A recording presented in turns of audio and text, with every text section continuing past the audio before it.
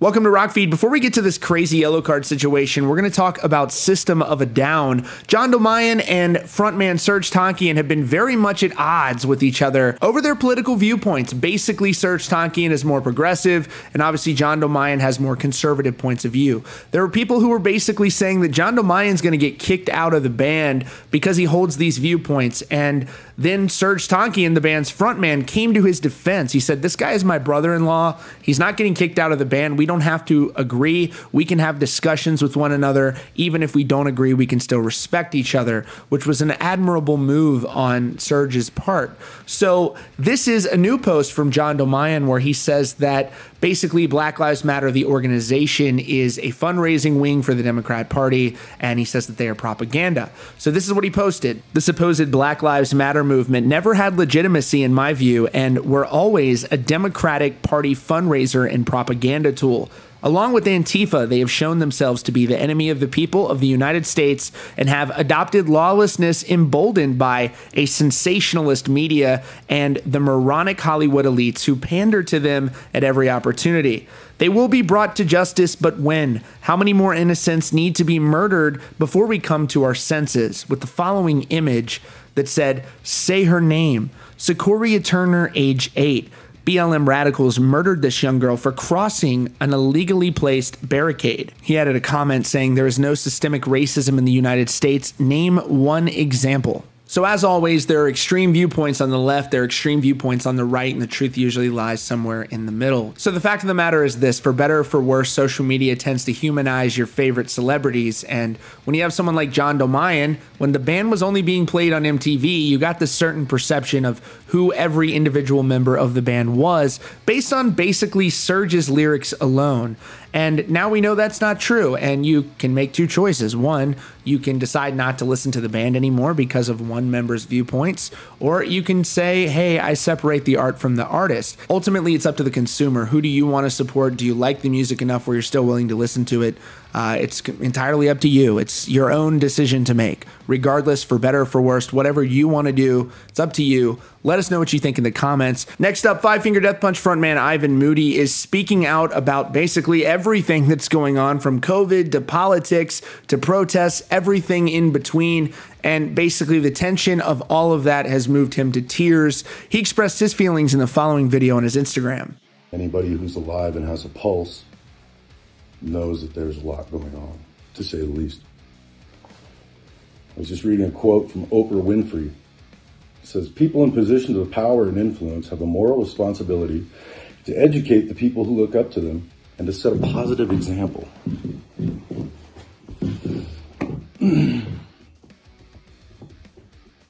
Think about that.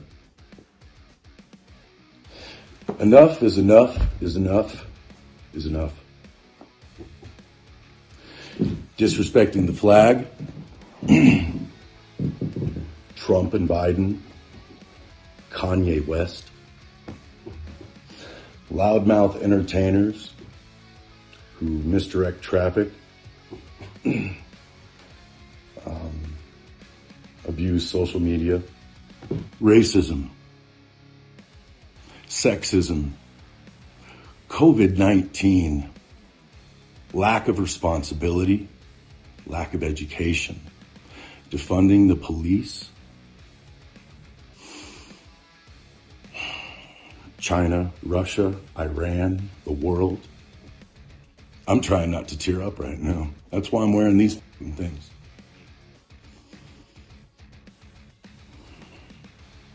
The fact that I'm a parent and I'm listening to my children and trying to explain to them what's going on.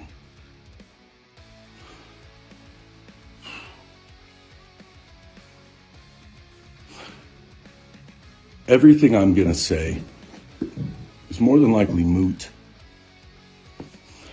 So instead, I've got an idea. What I'm going to do is I'm going to post 5 songs. When you're done watching this, swipe. And I want you to listen to each one of those tracks, because that's as close as I'm going to come to talking about all of this right now. Hopefully Ivan's getting some self-care time in. Obviously, watching too much of the news and things like that is not good for you. We saw him smash his TV like a week or so ago.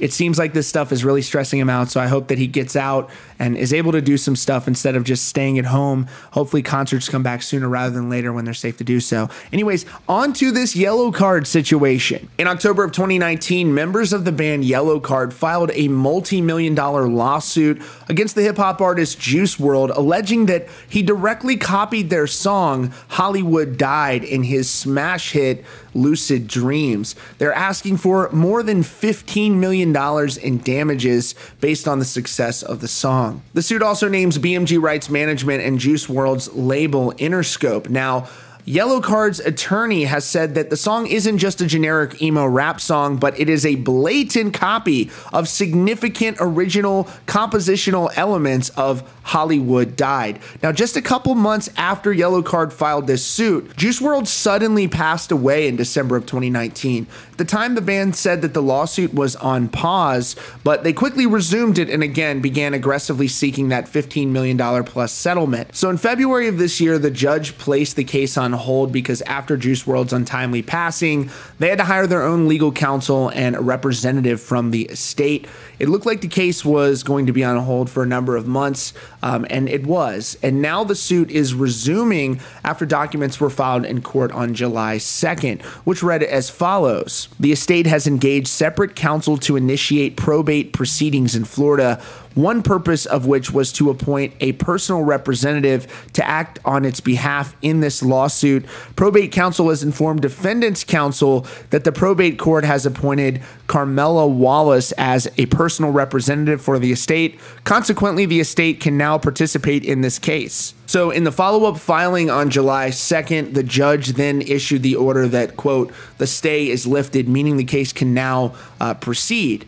The interesting thing is there is a ton of controversy surrounding this case because if you listen to the song Hollywood Died, I'm going to play 5 to 10 seconds of it, and then you can listen to Lucid Dreams, and I'll play a few seconds of that as well. There are seemingly barely any similarities whatsoever. And if you're using this standard, almost any musician can sue any other musician for stylistic similarities that certainly exist in almost all of rock music. For instance, Yellowcard could be sued for adopting the pop punk sound because some other artist could say, hey, we came up with this first and you're totally ripping us off. And it basically makes having any influences at all putting you at risk for punitive damages. Accidents out on the highway to somewhere I still see your shadows in my room.